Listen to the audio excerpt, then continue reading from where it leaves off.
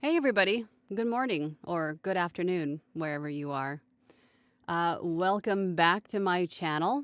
As you probably know, my name is Angela. I'm a full time voiceover artist and audiobook narrator, and my channel is dedicated to all of you that are maybe just getting started out in this wonderful world of voiceover and audiobook narration.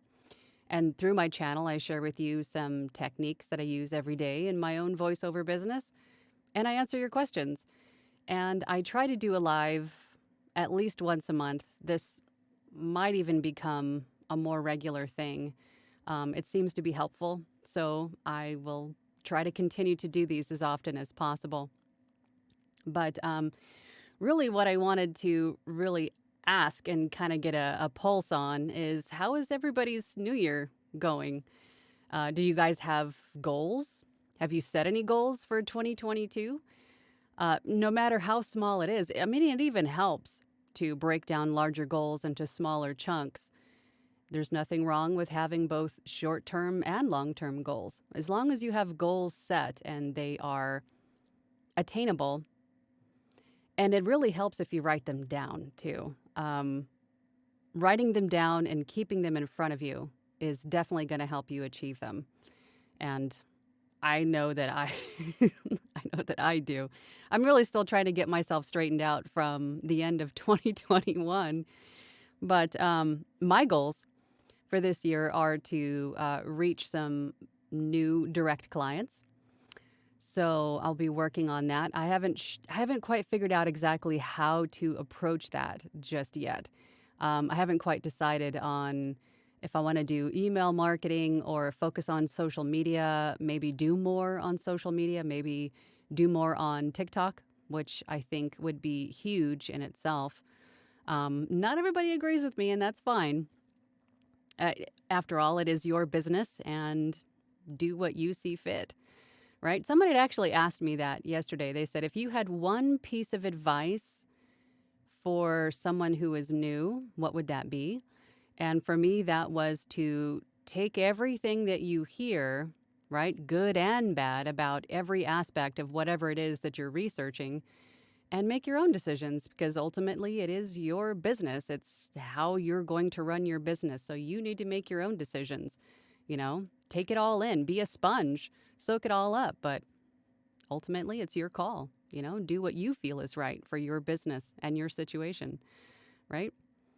Oh, looks like we have some questions. Okay, so let me just stop talking and get to the questions. Okay, Seeking Freedom is here. Hello, hello. Good morning. Thank you for your videos that help someone new to get started. Well, you're welcome. That is the whole point of this. I'm glad it helps. Do you offer any coaching or mentoring programs? Actually, I do. I realize because I myself like to learn, maybe differently than other people do. So I try to offer a few different ways of giving you the information that you need. Some people prefer to take a pre recorded online course and learn at their own pace. And I have some courses on how to get started with Fiverr and Upwork and meditation. I call it healing with voiceover, but meditation is really, really big. So that course covers meditation, ASMR, and affirmations and how to add music and all that stuff. And then I also have what I call my mentoring programs. I have a 4-week and a 12-week program where I meet with you once a week for 30 minutes. I try to keep I know a lot of people do an hour-long sessions, but I try to keep it short and sweet and kind of at the right price point, if that makes sense. I'm trying to make education or information attainable. So I have those mentoring programs, and then I also have what I call my platinum membership.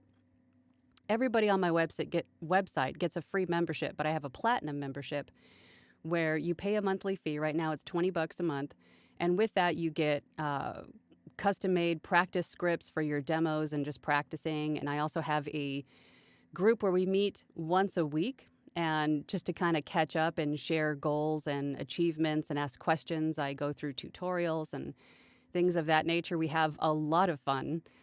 And then I also have challenges and a few other things that comes along with the membership. So there's a few different ways. Oh, and then I also have one-on-one sessions. So if you just want a 30-minute session with me just to ask a few questions, if you need help setting up your Fiverr profile or, your ACX profile, or you want to go through some equipment setup. I think I already said that. Did I say that? I don't know. Or, questions about audiobooks, whatever it is, we can meet for 30 minutes as well. So I have those. So if you check out my website, voiceoverangela.com, you will find in the VO workshop is what I call my umbrella of educational services, I guess. Under that tab, you'll find all of those options. Long-winded answer. I apologize. I know. Patrick Sharp is here. Hello, hello. Hello, and good afternoon. Well, good afternoon to you. It's still AM. It's still morning here in Phoenix. It's 10 o'clock in the morning. Joseph Mankowski says, hello, thanks for watching. He says, thank you for this, Angela. You're so very welcome. I'm so glad you could join us today. Jeff Talk says, hello, thank you for joining. Know of any other websites besides Upwork, ACX, and Fiverr when you think about increasing fees? You can, let me just start with saying, whatever you decide to charge for your rates, keep them consistent across platforms if you can. I know some of these voiceover websites where you can offer your services have predetermined rates, so you can't really have any control over what they charge. But on the sites that you can, make sure that your rates are consistent, because the last thing you want to do is have someone find you on 2 different sites and then call you out on 2 different pricing structures. That could be bad, and you could potentially lose that client. But there are literally 100 or more voiceover sites. If you consult our friend Google and just punch in voiceover work or voiceover jobs, I'm sure you will get a lot of them pop up. I had a list of all of the different sites. I've been trying to find it. I think it's on my old computer, so therefore it's probably on a hard drive somewhere, which I'll have to find. But there is, of course, voices.com, Voice123. There's Badalgo, there's Voice Giant, Voice Jungle, Voice Bunny, there's VoQuint. There are a lot of them. And some of them have paid memberships, and some of them you can have a free membership. But just know, not all these sites or none of these sites are actually free in any kind of respect. They're either going to have you pay a membership fee up front to be on their site, or they're going to take a excuse me, they're going to take a percentage of your earnings on every order, or sometimes both. So just keep that in mind. But take a look around at some of the different ones and see which ones you like or which ones works better for you and is easier to understand. And I always recommend starting with those 3, ACX, Upwork, and Fiverr, because getting off the ground is a little bit quicker on those. But of course, with all the other ones, there's a lot more competition. There's actually a lot of competition everywhere, but again, we are the voices of the world. So just because there are a lot of talent, there's a lot of talent on these websites, don't let that discourage you, because your voice could be perfect for what the client is looking for. You don't know unless you put your profile up there, right? And start meeting and networking with your clients. So there are a lot of voiceover websites. Joseph Mankowski says, this is my goal, just getting over the hump of getting started in this field. The very beginning is tough. It is. It's really information overload, and a lot of information, lingo, terminology you just don't understand. It's all like, it's Japanese. And, it's nothing that you can really just jump into. You really have to do a lot of research and learning before you even get started to even start to understand what to do, especially when you're talking about your DAW, getting to know your DAW, which is your digital audio workstation. I use Adobe Audition, absolutely love it and highly recommend it. And there are a ton of them out there. So I'm not saying that's the only one, because you choose whichever one works better for you, because there's also Audacity, which is free. But getting to learn your DAW and the terminology, especially if you're getting into audiobooks, you want to learn what the RMS is, what is a noise floor, all of that stuff is really daunting in the beginning, but don't let yourself get stuck in that procrastinating stage. Learn what you need to learn, practice what you need to practice, and then jump in. That's the best advice I could give you. Don't doubt yourself. Just do it. Try it. Just do it. Joseph Benkowski says, Happy New Year, by the way. Happy New Year to you, my friend. Patrick Sharp says, the new year is going great so far. And the goal is definitely to stop being as self-conscious in front of the camera or behind the mic. It still happens to me too. Hitting that record button is scary because you have all these thoughts that go through your head. As soon as you hit that record button, you're wondering if you're going to be able to deliver what the client expects you to deliver, in terms of tone, or, is the guy next door going to start mowing his lawn? Is this completely going to stink? Am I actually going to like this? The customer's going to hate it. You have all of this stuff that goes through your head, but that is your negative self-critic. So you need to put him in a little box and you need to flick him out the door. Just have faith in yourself. Have fun with it. And tell that negative critic just to shut up. Because that still happens to me too. There's, anxiety. But it's normal. I lost my place. Oh my gosh. Oh, here we go. Jill Ohm, thank you. Thank you for joining today. Set your intention, stay focused on it, let go and let God. Yeah, absolutely. Just have faith in yourself. Trust in yourself that you know enough and you can understand and feel what needs to be delivered. You have a good understanding of what needs to be done, or even in building your studio or, building out a gig, whatever it is that you're working on, just have faith in yourself and follow your gut. Let your intuition lead you and just do what you feel is right. It's the best way that I can explain that. But yes, you're absolutely right, Jill. Thank you for that. Seeking Freedom says, is there a market for male voices in meditation? Absolutely. I would say it's a good 50-50 split from what I hear. If I know you've seen commercials for like Calm, if you're scrolling through Facebook, you'll see little ads for Calm or Headspace or what's the other one I'm thinking of? But most of the time, those ads are voiced by men. And I can tell you that most of the meditations that I hear, if a client sends me an example, they're ordering a meditation from me and they say, I want this kind of tone, half the time it's male, right? I know they don't want me to sound like a male, but they're asking me to match the tone, which is a little slower and breathier, and there's a lot more intention in that read. So absolutely. It's a good 50-50 split as far as from what I've seen. So if that is something you're interested in doing, definitely give it a try. Joy West is here. Hello, hello.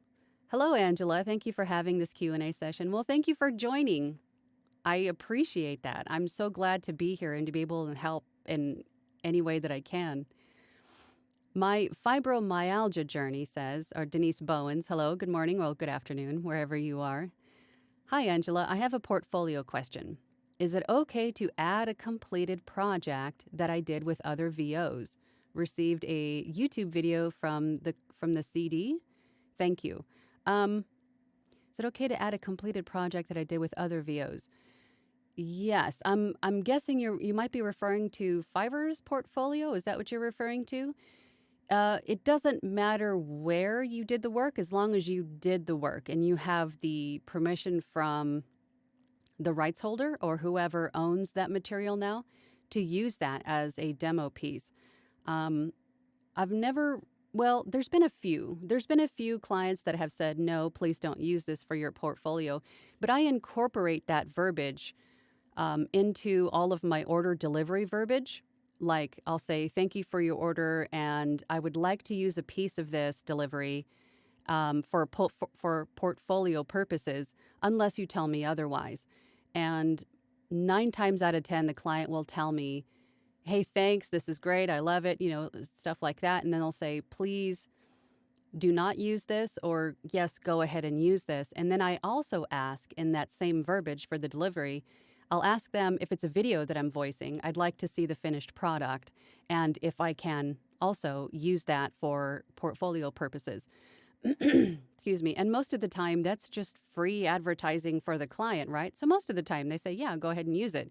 So as long as you have permission to use it, you can use that anywhere you see fit, as far as I'm concerned. So there isn't really any kind of restriction, as long as you have the client's blessing, of course. Happy birthday, Polly. Thank you for joining today. What's your take on agent representation for voice work versus freelance? I'm considering the former, but am thinking of trying both with two names if I can't make enough sweet moolah with one. I don't currently have an agent, but there's nothing wrong with that. I think in the end, having a wider net and more people networking for you is not a bad thing. Everyone's going to, no matter where you are, no matter where you are finding your work or how you are finding your work, everyone's going to want their piece anyway. So there's nothing wrong with having an agent or agents to help find work for you. I don't think there's anything wrong with that. I know there's a lot of voiceover artists that I know that I can think of off the top of my head that have agents or in the process of looking for agents. So there's nothing wrong with it. I would totally do it, but I just haven't yet.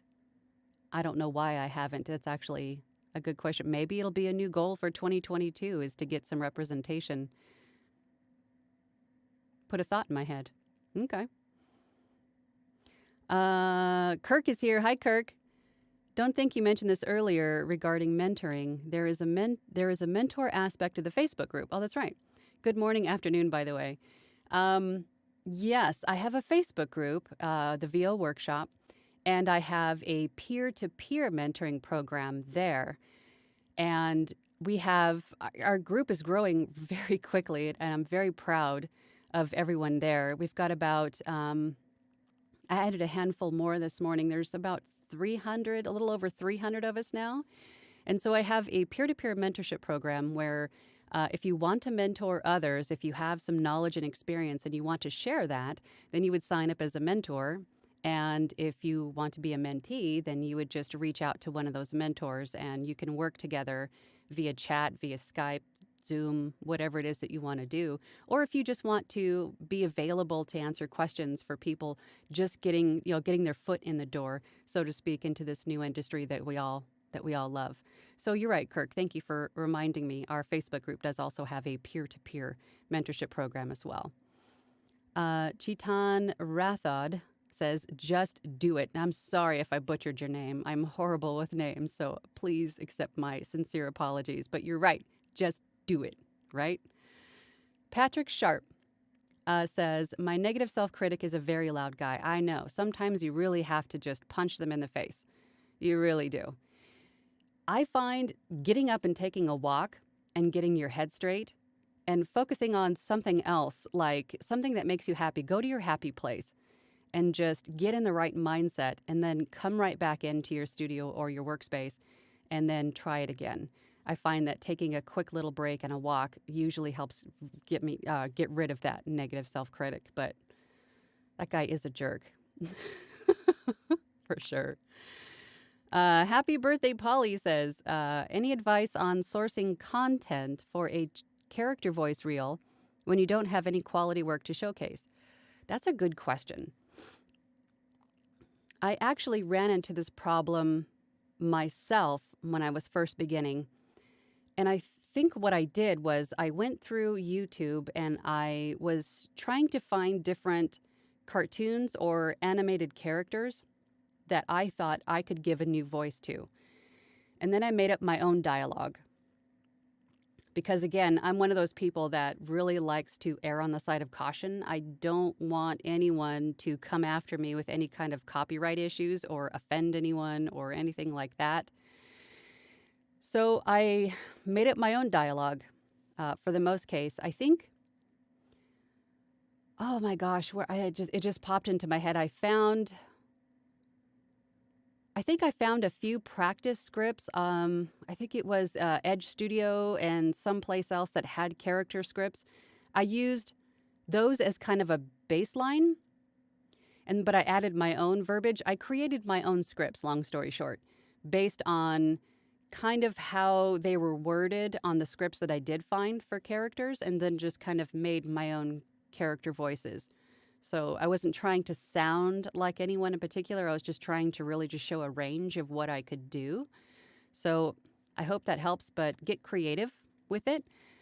Finding the images, visualizing the character, actually being able to see it on the screen really helps you kind of define a voice for a character. So that's what I did. I kind of just made my own because I definitely don't want to make anybody mad at me. Patrick Sharp says, he's answering to Chetan, this is probably the best method, yes. Nike knew what they were talking about. Yeah. Oh, yeah, the just do it. For sure. Yeah, it's something that I say all the time too. Just do it, right? Stop listening to that self-critic and doubting yourself and procrastinating or whatever it is that you're doing that's keeping you from moving forward, and just do it. Joy West says, I'm 57. Is there a market for females in that age group? I also have the ability to sound younger, and can I still get hired for a project? Yes. I am 45, so I'm pretty close to around the same age group as you. And I would say I get a lot of work. I don't know if I sound in that age group, but definitely having a range, sounding younger and then closer to your age is definitely going to be advantageous for you, because you could still go into either of the categories if you're asked to define the age group you were in. For example, you could say that you are in the adult age group, or you could also try the middle-aged age group. But again, voice actors are the voice of the world, so we represent everyone. There is a need for every voice. So don't let your age hold you back from getting started in this. Absolutely not. I would give it a try. Ralph Tolles says, howdy, Angela. Suggestions for, looks like he was cut off, for CRM, free or pay for? That is a good question. I started with, I think in the very beginning, I started with VoiceOverView, which is a website where it's sort of a CRM, and I think it does a few other tracking things. I think it also has invoicing. I'm not entirely sure if that's accurate because this was a while ago, but VoiceOverView is a voiceover specific CRM website where you can kind of keep all of your information, income, expenses, keep track of clients and projects and things like that. It's not free from what I can remember. I think there might be a free trial version or a free, like a light version, but to get, of course, all of the, and correct me if I'm wrong, but there are also maybe a membership fee where you can get more of the features. I don't use that. I tried it out for a little while, but then I discovered Wix from my website, and then Wix has their own CRM, so I use that. I think a lot of websites now do offer that, to have a CRM that's kind of built into your website. So I use the CRM in Wix, and it was not free. It comes with a what they call a premium package, that unlocks a lot of the features that most of us need to run a business. So I use that for CRM, and it's been awesome so far. Denise Bowen says, great, thank you. You're very welcome. Spazia says, hi, Angela. I'm Alberto. Hi, Alberto. Nice to meet you. Thank you for all the advice you give me. I'm a caregiver for my mother 24/7, and has taken me 2 years to stream my first video. I'm ready to follow your tips in the VO world. Well, you definitely have your hands full, and that is a very, very awesome and noble thing that you are doing. Your mom's lucky to have you there. And it's taken you 2 years to stream your first video because I'm assuming you've wanted to for 2 years. Is it because you were concerned about how you would do, or were you just kind of doubting yourself? Or either way, I'm glad that you finally took that step and, moved forward into this new career, this wonderful world of VO, as I say, this wonderful world of voiceover. And of course, I'll give you any tips that you need. If there's any particular questions you have, I'll be happy to answer them for you. Patrick Sharp says, oh, that's a good term, procrastinating. Yeah, I I actually heard that. Oh God, where did I hear that? I heard that in a podcast, I believe. And I was like, oh my God, that is perfect. Because that's exactly what we do. We procrastinate while we're learning, right? We call it learning, but it's really just procrastinating because we're just not ready to take that step. Or we use the need to learn more as an excuse to not move forward. So procrastinating it was just like a light bulb for me, and I've used it, of course, ever since. But it is a great term. I haven't heard that one yet, but I definitely suffer from it. Yeah, we all have at some point in time, for sure. I still do, I think, sometimes. Completely normal. Deaf Goat, weird question maybe, but is recording an audiobook in an accent other than your own okay? Not just characters, but entirely. It's not weird. There are audiobooks that I have been asked to narrate, just as an example, in a British accent or a New York accent, or what was another one? French or Latin accent, I think is what I was asked for. You definitely can, and you definitely, if you can, that will definitely broaden your ability to do more books, right? If you have more accents than just your normal one, then that's definitely going to allow you to win more jobs in audiobook narration. So if you have them, I would definitely, if you have the ability to do these accents, is what I'm saying, then I would definitely add those to your profile, especially like on ACX, for example, if you're filling out what kind of sample this is or your profile, and there's all of those different accents that you can kind of check off that you can do or that you have. Include all of those because that will help more authors to find you if you can do those accents. So definitely not a weird question. It's definitely a good thing, and you should really use that to your advantage. Joy West says, thanks, Angela. I will try. Which voiceover website is best for beginners to get hired and has free or low-cost membership? For voiceover, I would say Fiverr is going to be, or even Upwork. Some people do better on Upwork and some people do better on Fiverr. It kind of seems to flip-flop between people. But both of those sites will take a percentage of your earnings. And so it's not like you're paying, well, I take that back. Upwork has a monthly membership fee where they give you what they call connects, which is their in-game currency, so to speak. So if you sign up for Upwork and you go with their monthly membership option, then you get more of those connects every month. And those connects are used to place bids on jobs. If you don't want to do the monthly membership and you just kind of want to do, pay as you go, so to speak, you can buy those connects individually as well or as a bundle to place bids on jobs. Or you cannot buy any at all and just have a profile available, and you can receive invites to interview for jobs that way as well that don't cost you any connects to apply for the job. If you were sent an invite, it costs you nothing. But every order completed on both of those sites, they will take a percentage. They charge the buyer a percentage up front, and then they take a percentage of your earnings as well. My brain is just going faster than my mouth here. But there really isn't voices.com and Voice123, I believe, have a free profile, but your chances of being seen by clients with a free profile are very slim because the higher you are up in status of membership, like the more you pay for your membership, is the sooner you're going to see that job listed for bids. So being down at a non-paid membership level, the clients are going to see you and you're going to see the job and bid on that job last. So if the client is looking for 50 proposals let's just say for an example, by the time you see it, that job,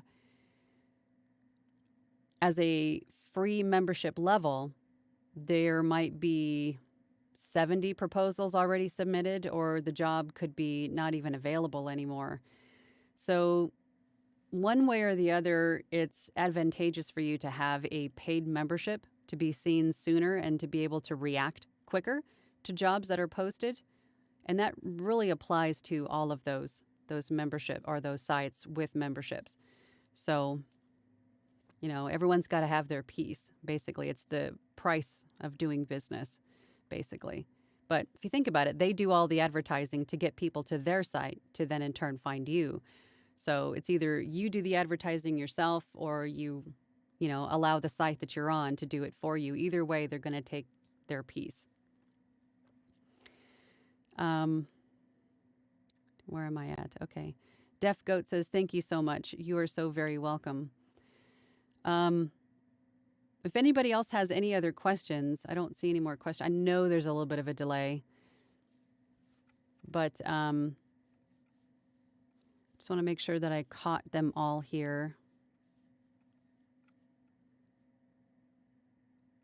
Just skimming through. I want to make sure that I don't miss anybody.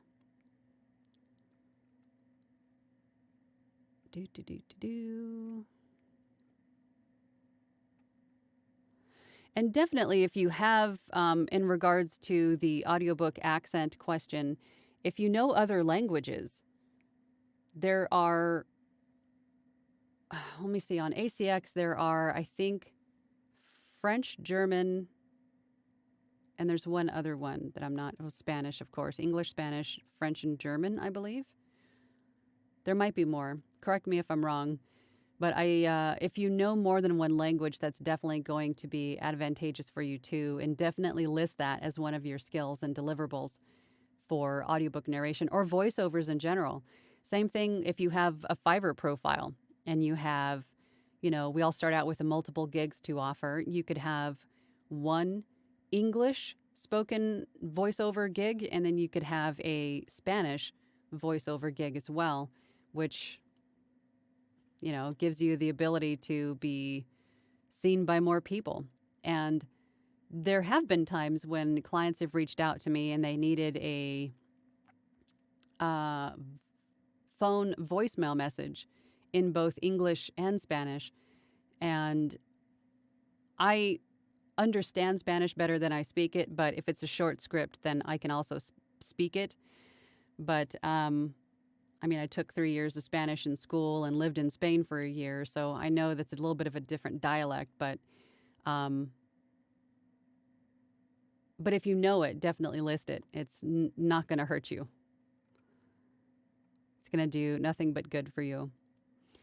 Patrick Sharp says, so far I'm loving the Q&A. More in the future would be great. Such good advice. Well, that's awesome. I'm glad that helps.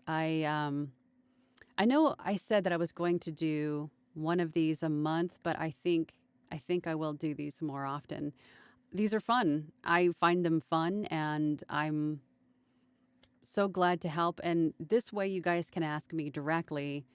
And it's not like you're asking me in the comments and then, maybe I can get to a video about it in the future. I can just address it right here, right now, and help you get started, or to answer that question and to help you move on and move forward with your own career. So I'm glad I can do this for you. Joy West says that makes sense. Well, I hope so. Sometimes I ramble because my brain's always going 50 different directions because I'm okay, well, don't forget this, but then also mention this. And then, do I need to put my laundry in the dryer? I'm trying to not go squirrel, just focus on what's going on here, and to answer your questions as accurately and honestly as I can. So that is the whole point of this anyway. I hope I'm all right on the screen, because it looks like my live feed I'm just buffering. I've got that circle going over my face. So I hope you guys can still hear me and see me okay. Pretty silly. But, that's live streaming for you. Seeking Freedom says, thank you for your insights on this profession. I have seen differing opinions on portable type voiceover setups. What are your thoughts on this for a person who travels frequently? Um, Most of what I have seen and my own travel setup is basically the Zoom recorder, the handheld Zoom recorder, which has XLR inputs. So you can actually, I can take my Sennheiser with me, plug it into this handheld Zoom recorder, and then put in an SD card, record my voiceover into the SD card, and then transfer that into my computer. So my travel setup is basically a little desk stand for my mic, and I take my Sennheiser with me, and of course my cool little pop filter. And then I also take the Zoom recorder. I believe mine is an H6, and then my laptop, and that's about it. And typically, if you can find a closet or even under blankets, you might have to get really, really creative with blocking out sound around the mic.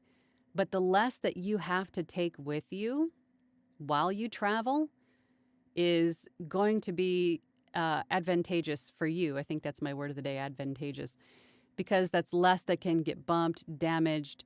You know, TSA has less questions about what it is that you're carrying in your bag. The less that could be, damaged or stolen, So I tried to keep my setup small and just the basics basically.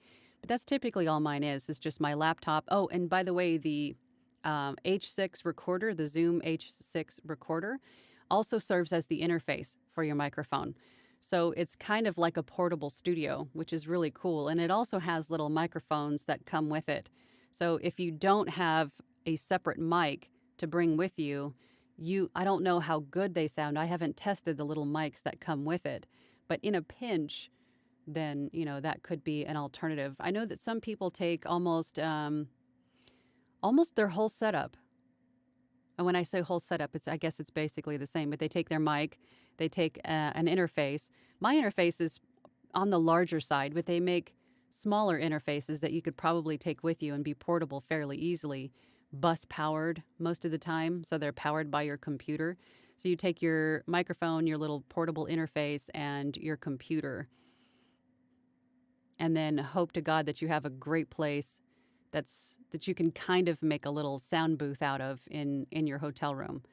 I know some people who are recording from their cars. My friend Anthony Pica is in the middle of remodeling a house he just bought, and he's having to do a lot of his training sessions and voiceovers from the cab of his truck, and he's made it work for him too. It took a little bit of finagling, a little creativity to, take some foam and block out the windshield so there's no reverb in there, but his videos are pretty interesting. So if you have that particular problem, you're interested in traveling with a proper voiceover setup, check out a VO's journey. My friend Anthony is currently recording from his truck, and he's got a really good setup in there. So that might also give you some good ideas for travel and voiceover. So I hope that helps. Kirk says, do you work with any of the other pay-to-play sites, and do you have any recommendations of favorites like Voices 123, Bunny Studio, etc.? I have profiles on a lot of other sites, but I don't, and this is my own fault, that I don't audition enough on any of the other sites. I've been pretty successful with ACX, Fiverr, Upwork, and my own website to not have to audition. And eventually that's where we all want to get to be, is not to have to audition. We have other people just kind of bring work to us. And that's not really who I am. I want to audition. I want to get in front of more people that way. So I would say most of the time that I do spend on looking at the different jobs that are posted, and I've done a couple auditions. I did a couple auditions within the last month. Nowhere near as many that are probably required to actually land a job. But voices.com and Voice123 are the two that I spend probably the most time looking at posted jobs. I know Voice Bunny has got mixed reviews. I am also on Voice Bunny, but I mean, I was accepted into Voice Bunny, but I don't know if I can't remember if I let that lapse or either way. I don't go onto Voice Bunny. It seems, from what I'm hearing, it seems to be difficult. Um, Maybe that's the wrong word, but I don't Voice Bunny in particular. I don't do anything with. But Bodalgo, I also have a membership there.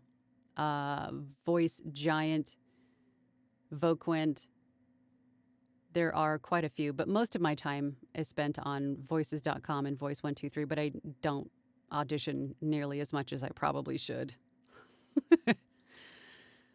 um, Alice Farinas, thank you. Thank you for joining today. Thank you so much, Angela, for your insight and experience. Appreciate it very much. Oh, I like that sunflower. Well, thank you for watching and thank you for participating. Flame Wingman, hello, hello. I took Japanese in college, but I forgot almost all of it. Yeah, if you don't practice, it just goes right out the window. I don't really understand it, but I can read some of it. Well, I think when I have clients that give me jobs that have some languages in it that are not my own. For example, I have clients in Korea that send me little snippets of how to pronounce things in their own tongue so I can understand or at least emulate the word. I can repeat it back basically, but they'll record themselves saying these words so then I can know how to pronounce them basically. So if you have a client that is giving you something in Japanese because you say, maybe not fluent, but I know the basics for Japanese, and they give you a job in Japanese, you can ask them to, if there's particular words maybe that you need to hear to remind yourself what they sound like, then you can ask them to maybe record little voice notes and send those to you. So that will be a little bit of a refresher. And then there's also sites like, of course, YouTube. YouTube has been great for pronouncing different words in different languages and things of that nature. There's also Youglish, which I've mentioned before, which is a website. If you have a word, I think it's only limited to English and a few different accents in English. But, well, I guess that would make sense if it's Youglish, right? But if you have a word in English and don't know how to pronounce it, if you type it into Youglish and then hit search, I think is what the button says, it takes you exactly to the point in a YouTube video where that word is being said, so you understand how to pronounce that word. So just side note, Youglish is really cool. Should definitely check it out. But having a client record those words for you and then send them to you would be helpful in your situation. But if you can read some of it, that's really going to help. Saish, sorry if I butchered that. Thank you from Israel. Do you have any advice if, as a beginner on Fiverr, it takes time for orders to come? It does in the very beginning. It's tough on most of these sites. Even Upwork, Freelancer Guru, any of these freelancer sites that you go and set up a profile on, it usually takes a while for orders to come in. Fiverr in particular has what is called buyer's requests. That is under more, I believe, on the top right corner. Buyer's requests is where other buyers on Fiverr can post their job and solicit for bids. So whatever category you are in on Fiverr, for example, for us, we would be under the voiceover category. So any jobs that are listed as needing to be filled by buyers will be put in the voiceover category in the buyer's requests and will be shown to you automatically. You have 10 bids every day. You have 10 opportunities to submit a response or bid on a job every single day. And I always tell people, if you are finding buyer's requests that don't really apply to you, for example, for myself, American female voice, if the buyer is looking for an American male voice or something completely different, I could still use one of my buyer's requests and send a bid to them and say, hey, I understand you're looking for an American male, but should you ever need an American female voice, I am here. Here's a link to my demos on SoundCloud, however you want to do it, and keep me in mind. That is a great way to market yourself and introduce yourself to other buyers on Fiverr who may need your services in the future.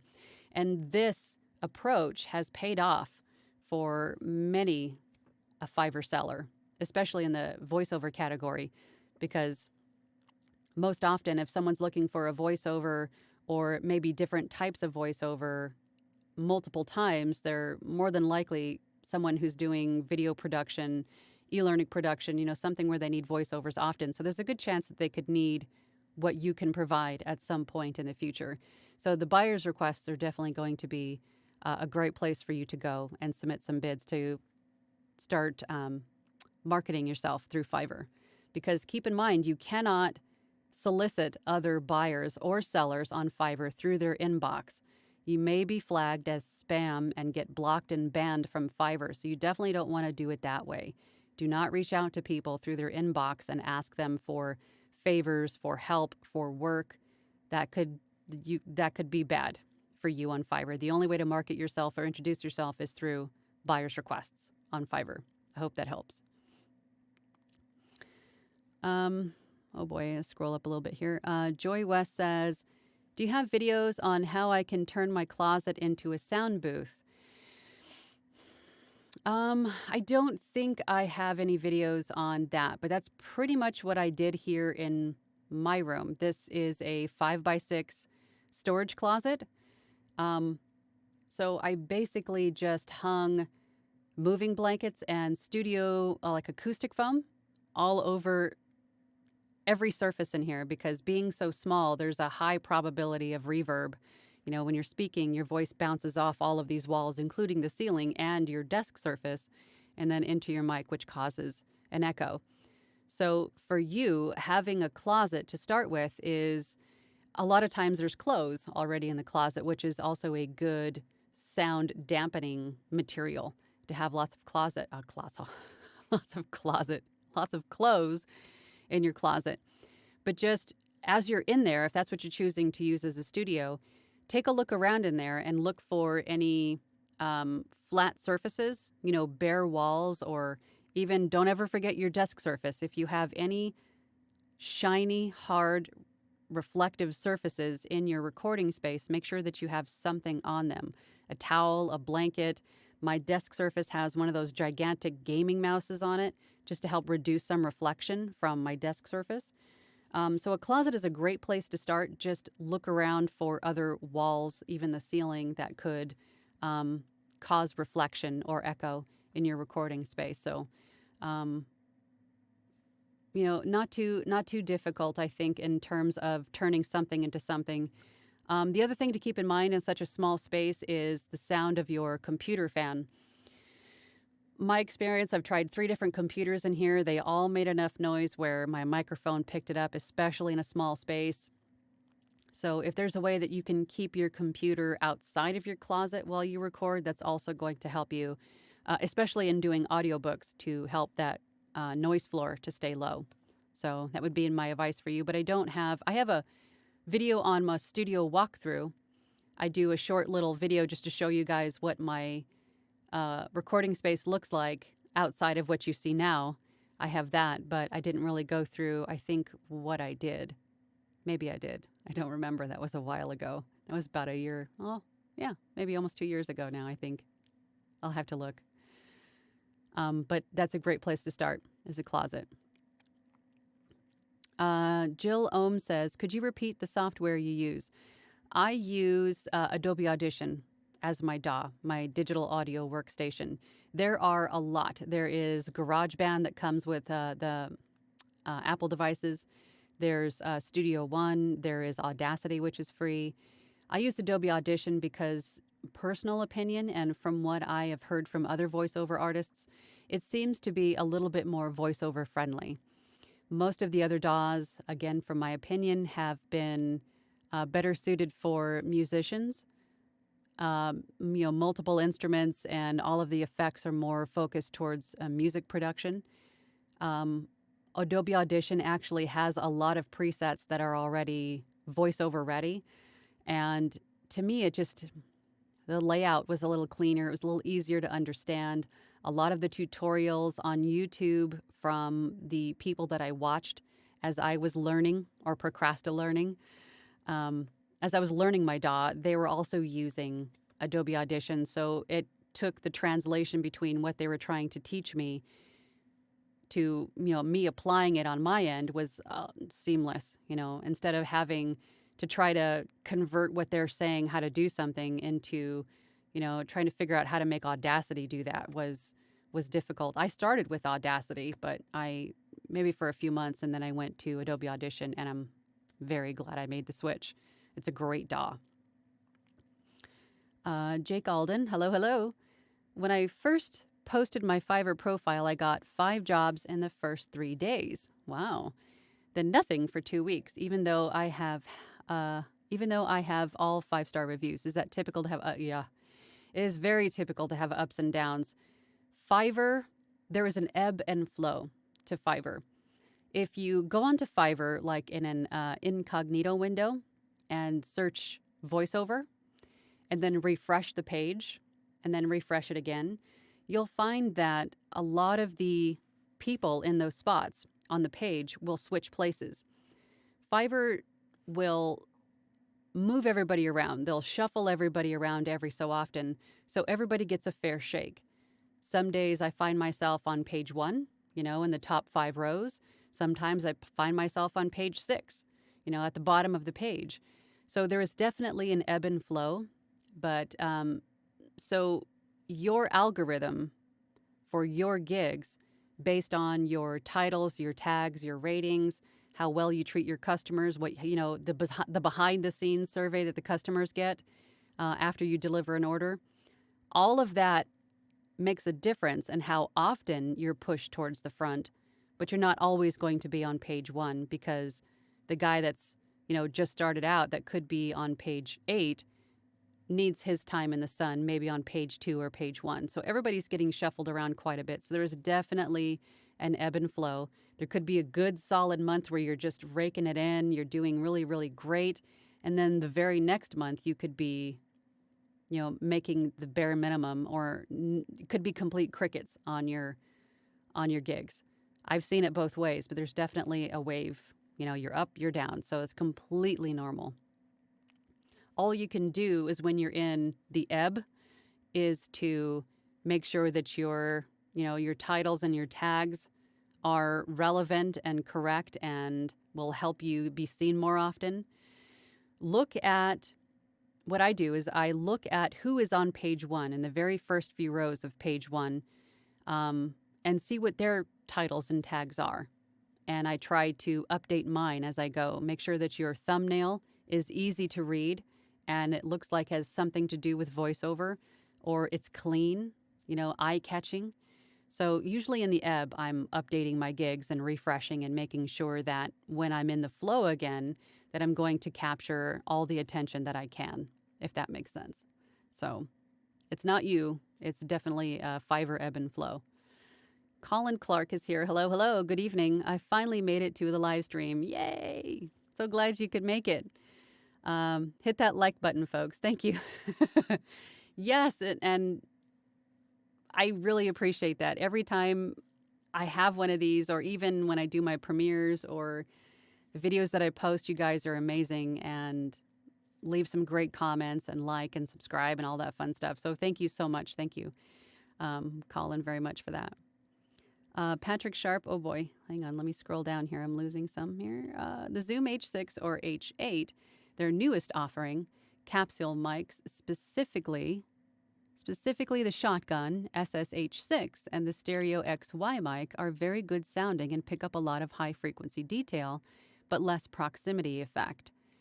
That is really good to know. Like I mentioned, I've never used the mics that came with the Zoom. I've always used my Sennheiser with it.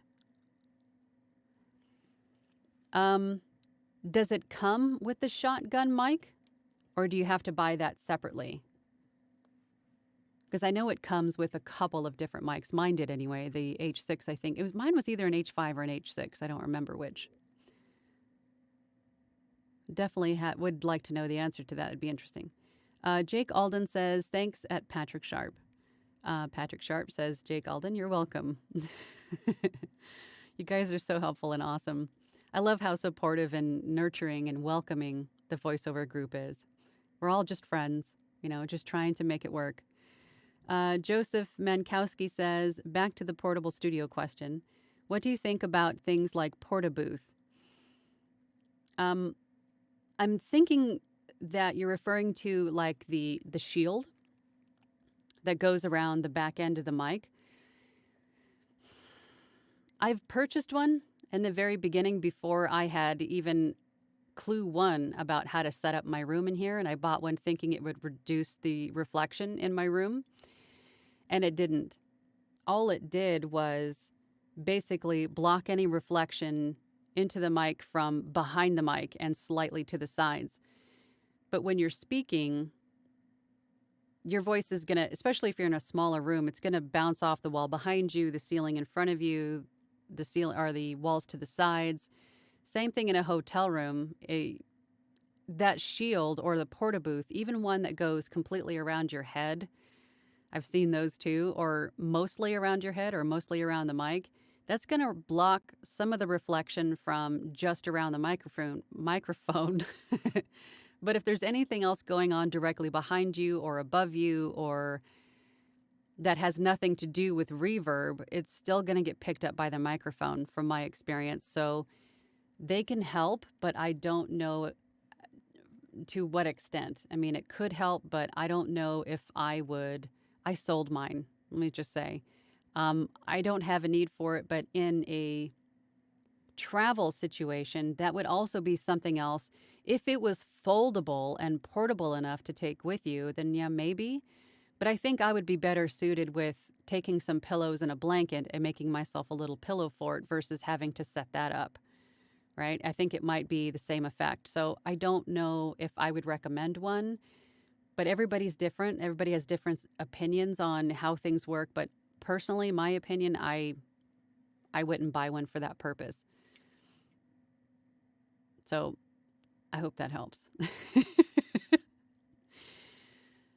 Seeking Freedom says, if you had to start over as a newbie again, would you start with a mentor or coach or power through the learning curve on your own?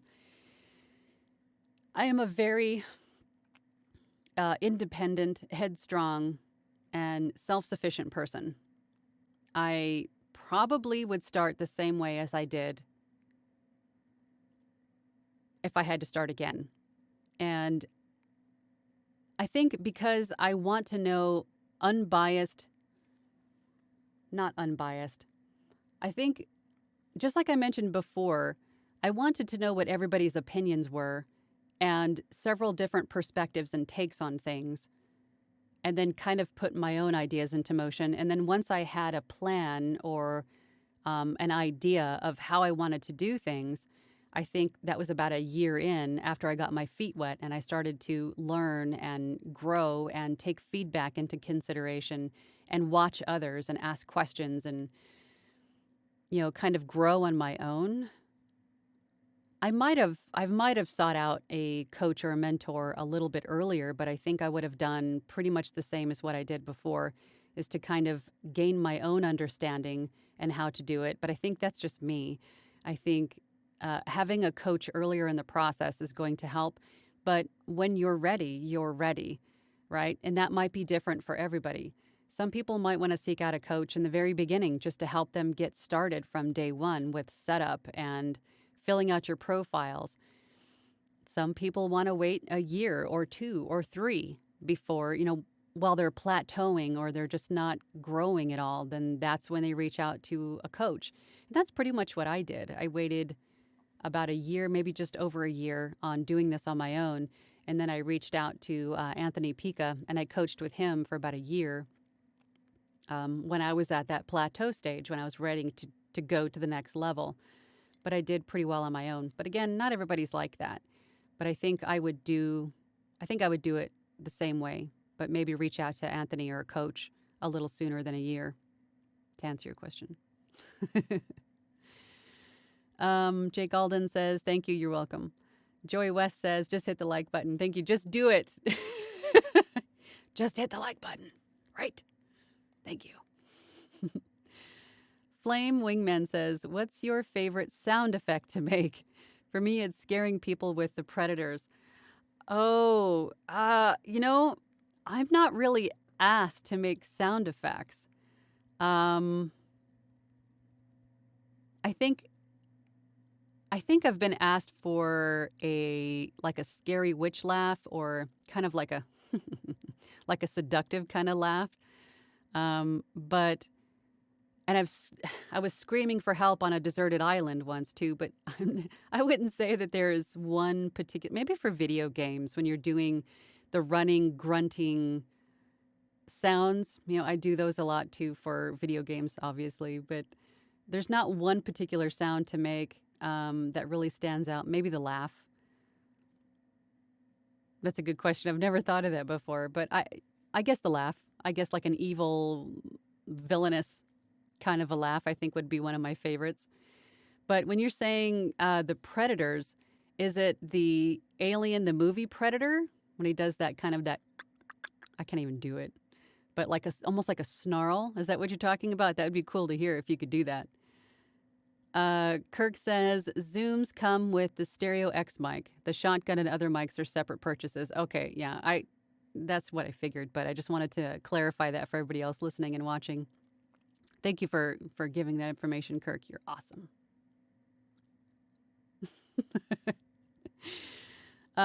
David Erozo? I hope I pronounced that right. I'm using Adobe Audition, and sometimes it crashes when I get to 99% when running my effects rack. No info from Adobe. Have you ever had this problem? Yes.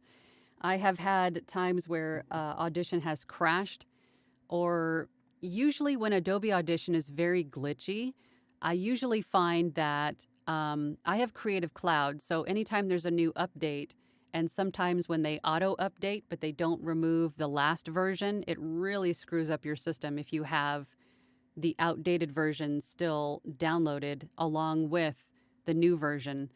So apart from that, I have had an occasional crash. I think that comes with the RAM that your computer has. If you don't have enough virtual memory or processing power to run multiple applications, and Adobe Audition is a big application. So, I mean, it could be any factor of things, but I have had Adobe Audition crash a few times, but most often it's when there's an updated version and the old version are both there together downloaded on your computer. It tends to make it glitchy and crash more often. So that would be the first thing that I would check if that happens, is to check and see which version is downloaded and if the old one is still there also. I hope that helps. Patrick Sharp says, I believe the H series of devices by Zoom currently only come with the Stereo XY mic without being part of a bundle. Obviously, your Sennheiser is a much better option, but also much more expensive. It is definitely an investment. Buying new gear is addicting, but it can definitely get expensive. And I'm very happy with the Sennheiser. I've had it for maybe about a year and a half now, and I don't intend on buying a new, well, I say that, but I do want the Neumann U87 or a U89. But those are when we're talking about investments, right? So I think I will stick with my Sennheiser. If it ain't broke, it sounds just fine.